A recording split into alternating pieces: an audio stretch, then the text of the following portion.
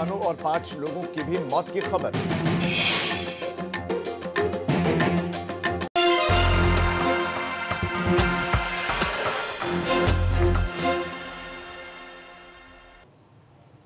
नमस्कार, स्वागत है आप सभी का। आप देख रहे हैं गंगा दोपहर। आपके साथ मैं हूं राजीव ढोंडियाल और बुलेटिन में आपको सीधे लिए चलते हैं।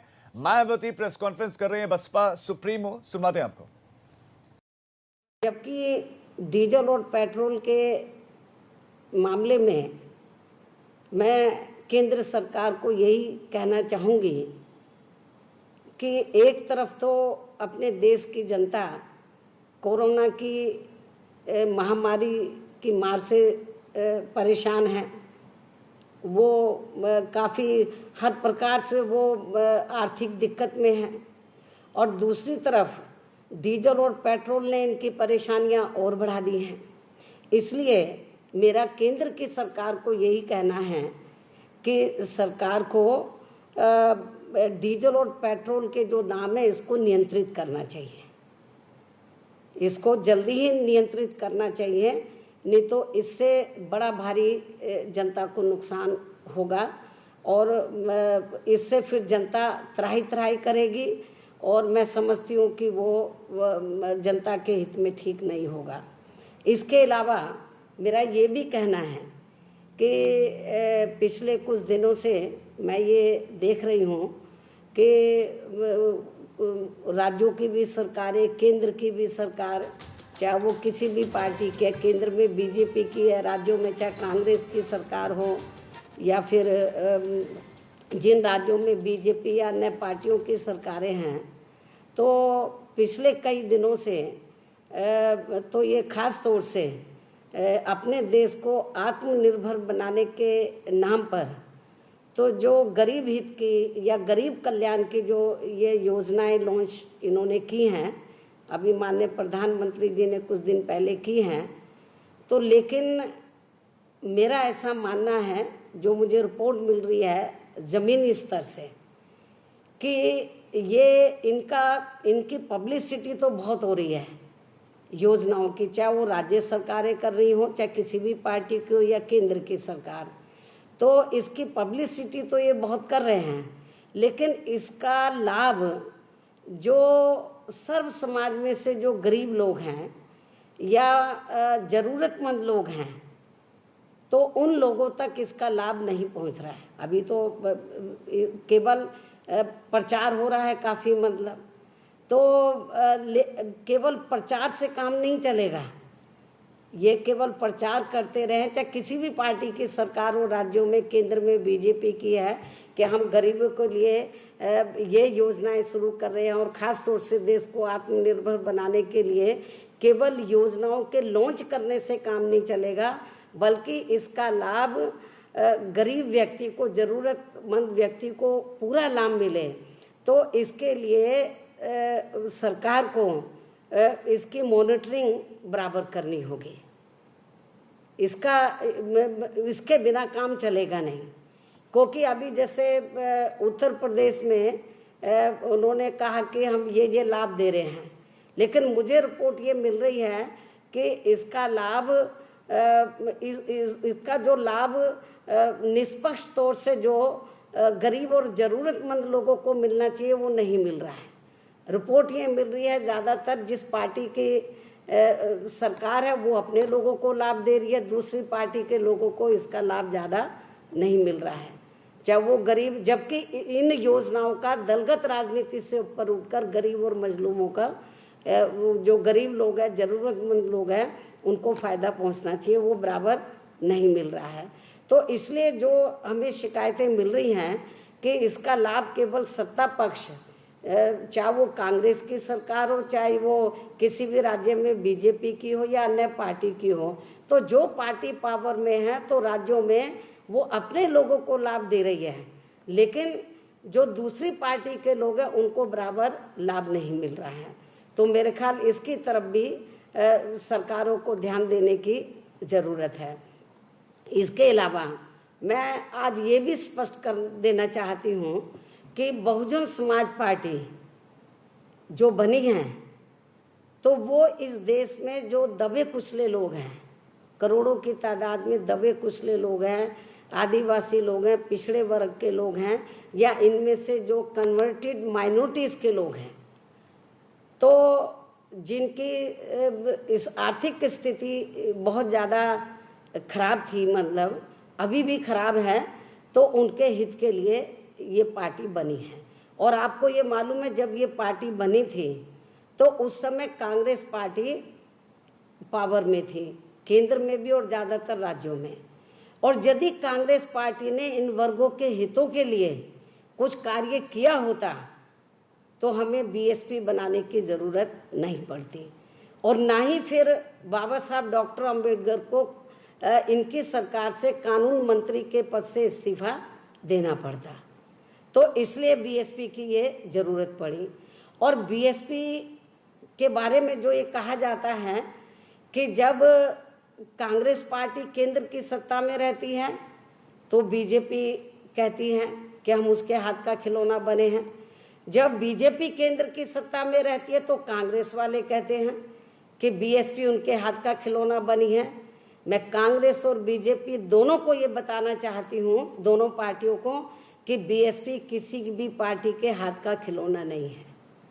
बीएसपी एक इंडिपेंडेंट और एक नेशनल लेवल की पार्टी है, और जिन लोगों के हित के लिए ये पार्टी बनी है उनके हित के लिए ये पार्टी कार्य कर रही है। और ये इनकी ये इनका पुराना आरोप है।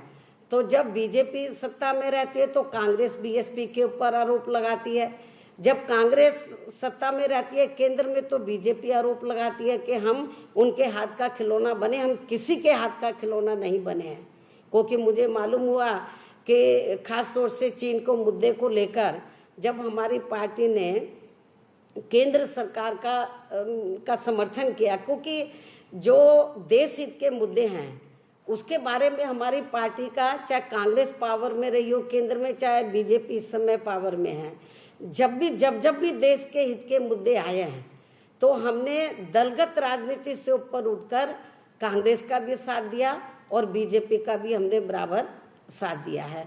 चीन के मुद्दे पर हम बीजेपी के साथ खड़े हैं, क्योंकि हमें देश हित में बीजेपी की सरकार जो भी फैसला लेगी हम उनके साथ में खड़े हैं।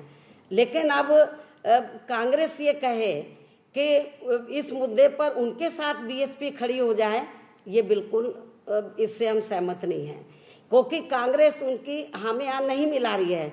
इसलिए कांग्रेस के लोग आए दिन कुछ ना कुछ बेहूदी बातें करते रहते हैं बीएसपी के बारे में, कि बीएसपी बीजेपी की एक वो प्रवक्ता के रूप में काम कर रही है। मैं कांग्रेस को ये बताना चाहती हूँ, कांग्रेस पार्टी को, कि बीएसपी न कांग्रेस की प्रवक्ता है रही है कभी, न बीजेपी की प्रवक्ता है, न कभी आगे भविष्य में भी न कांग्रेस बीजेपी अन्य किसी भी पार्टी की प्रवक्ता बीएसपी नहीं रहेगी, स्पोक्समैन नहीं रहेगी, नहीं रही है, ना आगे भी कभी रहने वाली। और इनको ये मैं बताना चाहती हूँ, बीएसपी जो है सही मायने में जो प्रवक्ता किसकी है, परम पूज्य बाबा साहब डॉक्टर अंबेडकर की मूवमेंट की है, मान्यवर श्री कांशीराम जी की त्याग और तपस्या की वो प्रवक्ता है, जिनके बताए हुए रास्ते पर ये पार्टी बनी है।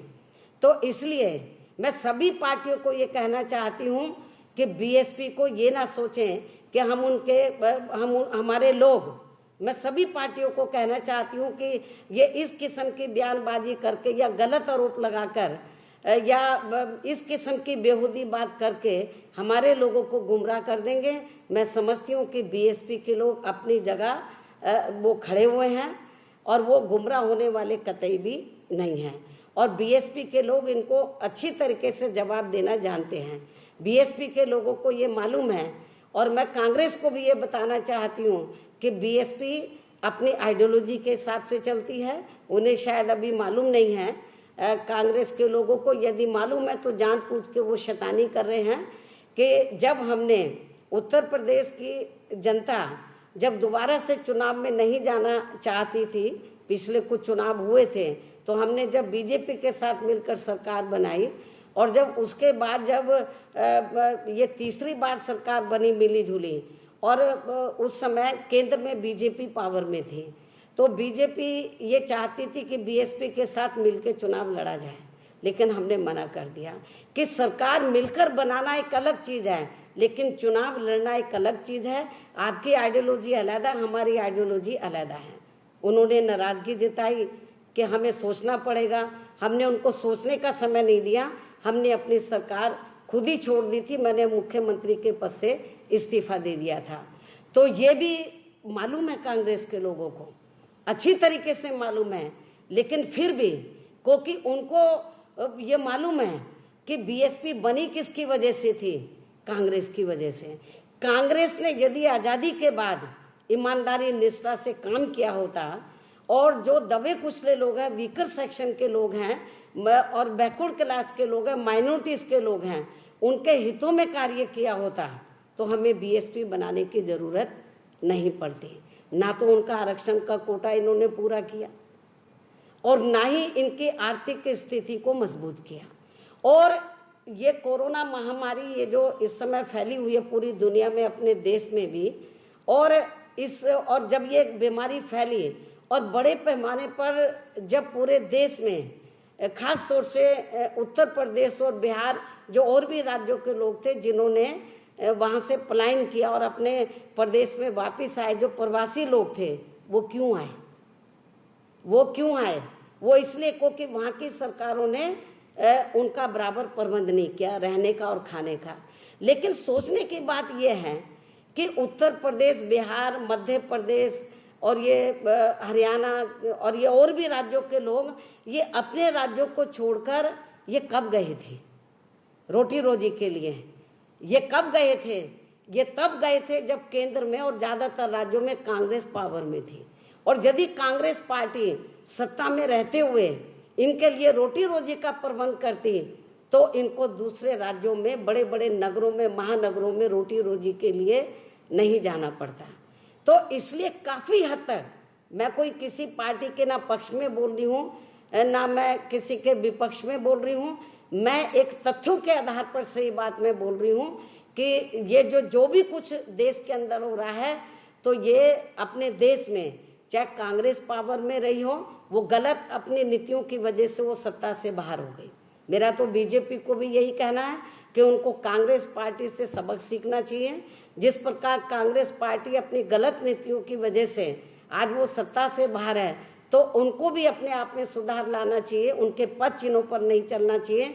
जो वो वायदा करते हैं जनता को, उसको जमीन पर अमल में लाना चाहिए। आत्मनिर्भर बनाने की बात बहुत अच्छी बात है, केवल कहने से काम नहीं चलेगा, इसकी पब्लिसिटी से काम नहीं चलेगा, बल्कि अपने देश को आत्मनिर्भर बनाने के लिए बहुत कुछ इनको मेहनत करनी पड़ेगी, काम करना पड़ेगा।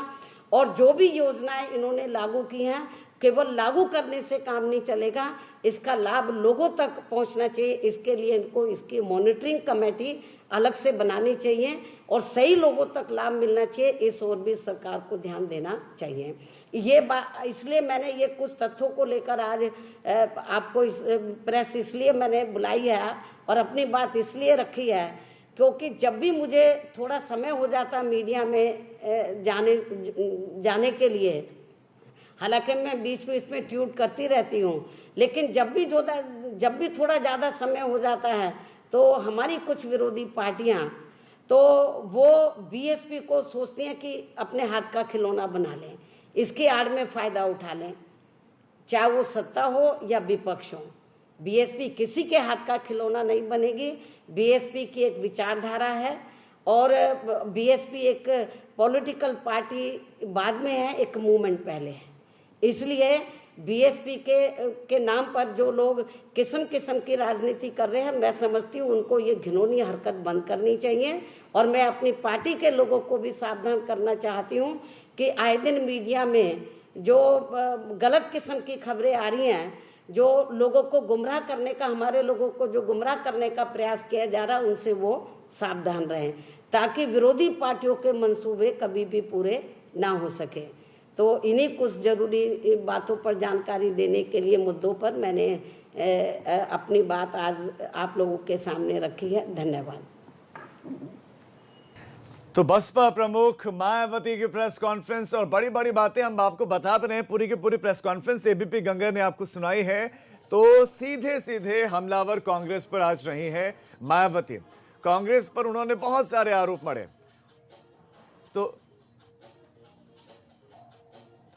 तो वहीं बीजेपी की बात करें तो बीजेपी को तेल के मुद्दे पर उन्होंने नसीहत जरूर दी कि तेल के मुद्दे पर आपको काम करना चाहिए। पेट्रोल डीजल की कीमतें जो बढ़ रही हैं उनको कंट्रोल में करना चाहिए। जबकि चीन के मामले पर या जो इस तरह के बड़े मसले हैं उस पर उन्होंने कहा कि दलगत राजनीति से हटकर हमें सरकार का ऐसे मुद्दे पर सपोर्ट करना चाहिए।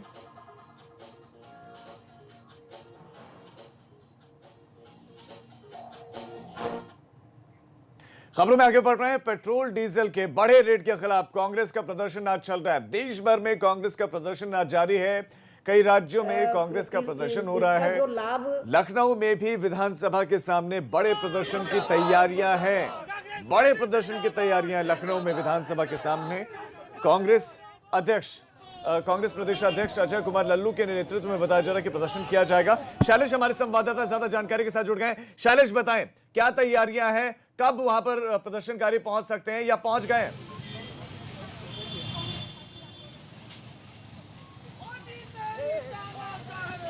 राजीव, यहाँ पर प्रदर्शन आपको बताएं शुरू हो चुका है और इस समय कांग्रेस विधानमंडल दल की नेता आराधना मिश्रा आप देख सकते हैं यहाँ पर मौजूद है। बैलगाड़ी से ये लोग रवाना हुए थे प्रदर्शन करते हुए, लेकिन भारी पुलिस बल ने इन लोग को यहीं पर रोक दिया है। और आप देखिए कि किस तरह से इस समय यहाँ पर भारी पुलिस बल तैनात है और आराधना मिश्रा जो विधानमंडल दल की नेता है वही नेतृत्व कर रही है आज इस प्रदर्शन का। ये लोग इस्लामिया कॉलेज के पास से निकले थे जाने के लिए विधानसभा, लेकिन इनको बीच में ही रोक दिया गया है। और लगातार जो कांग्रेस है, ये जो पोस्टर है आप देख सकते हैं, देश में पहली बार डीजल हुआ पेट्रोल के पार। जिस तरह से बढ़ते दाम है इनको लेकर यहाँ पर विरोध प्रदर्शन चल रहा है कांग्रेस का। फिलहाल बैलगाड़ी से इन लोग को उतरवा दिया गया है और बैलगाड़ी को पुलिस ने यहाँ से हटवा दिया है। भारी संख्या में पुलिस बल तैनात है। आप देखिए हमारे कैमरा सहयोगी पंकज निगम आपको तस्वीरें सीधी दिखा रहे हैं यहाँ पर कि किस तरह से पुलिस बल यहाँ पर तैनात है। विधानसभा जाने से इन लोगों को यहाँ पर रोका जा रहा है। हम अभी यहाँ पर अगर बात करें जो लोग मौजूद हैं तो उसमें कांग्रेस विधानमंडल दल की नेता आराधना मिश्रा जी मौजूद हैं। इनके अलावा यहाँ पर जो जिलाध्यक्ष हैं वो मुकेश चौहान वो यहाँ पर इस समय मौजूद है। इसके अलावा जो महिला प्रकोष्ठ है कांग्रेस का उसके लोग हैं और भी कई लोग यहाँ पर मौजूद हैं। हम आराधना मिश्रा से भी बात करेंगे, जानेंगे वो लोग क्या कहना चाहते हैं आज इस प्रदर्शन को लेकर। सीधे आराधना जी से बात करते हैं। आराधना जी आज आप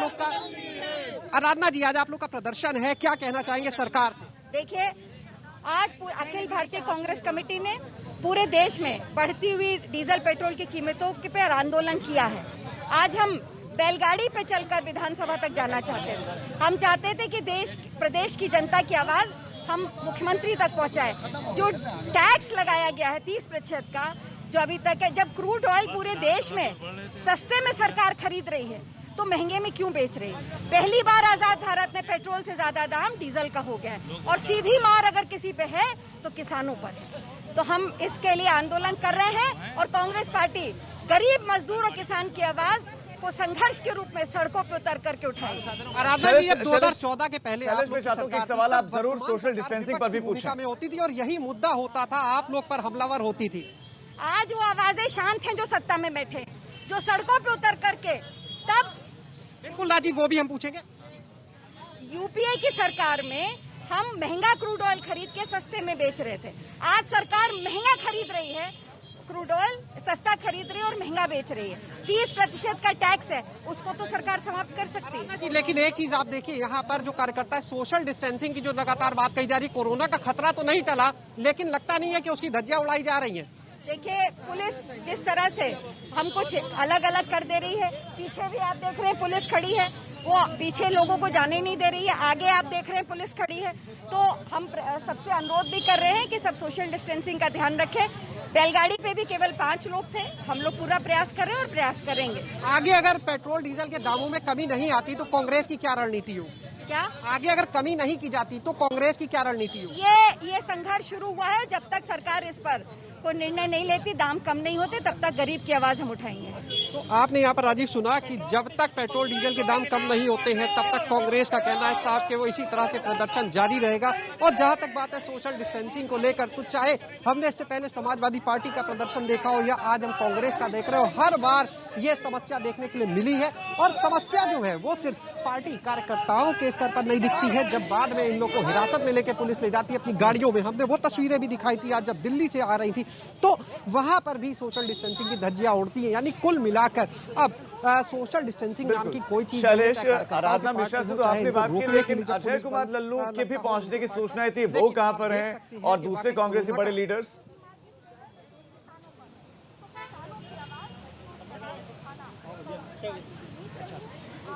बिल्कुल राजीव, यहाँ पर कांग्रेस प्रदेश अध्यक्ष अजय कुमार लल्लू को भी आना था और पहले ये तय हुआ था कि उन्हीं के नेतृत्व में ये प्रदर्शन होगा, लेकिन फिलहाल अजय लल्लू जो है वो कहीं पर भी अभी सीन में नजर नहीं आ रहे हैं। और ये जो प्रदर्शन है, देखिए, ये भी एक पूरी रणनीति के तहत किया गया है। इससे पहले अगर हम बात करें तो कांग्रेस के जो कार्यकर्ता हैं ये सब लोग विधानसभा के पास में एक रॉयल होटल है जहाँ पर विधायक भी रुका करते हैं, वहाँ पर ये लोग पहुंचे थे।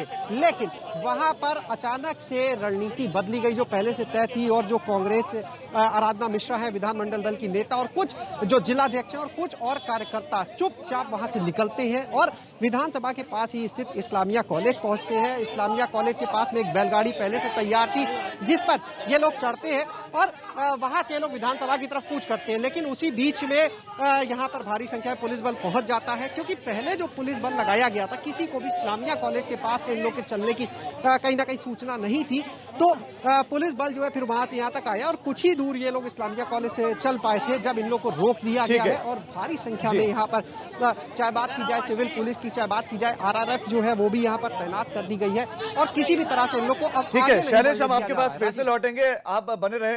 तो प्रदर्शन इस वक्त आपको बताते हैं कि चल रहा है और आराधना मिश्रा इस वक्त लीड कर रहे हैं, नेतृत्व कर रहे हैं। आना तो अजय कुमार लल्लू को था।